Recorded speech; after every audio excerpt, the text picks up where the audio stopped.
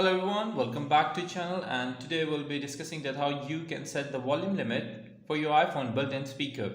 So what you need to do is just go to your settings, and after going to your settings just swipe up and you need to find the sounds and haptics.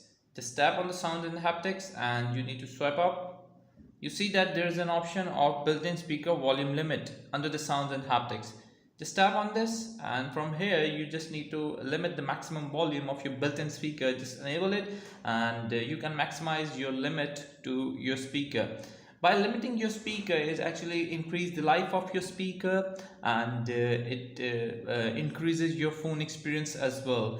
So that's how you can actually limit. I suggest you to make it about maximum 80% to increase the life of your speaker, and setting the limit actually tells you how loud your iPhone speaker can play an audio, for example such as movies, songs or any other media.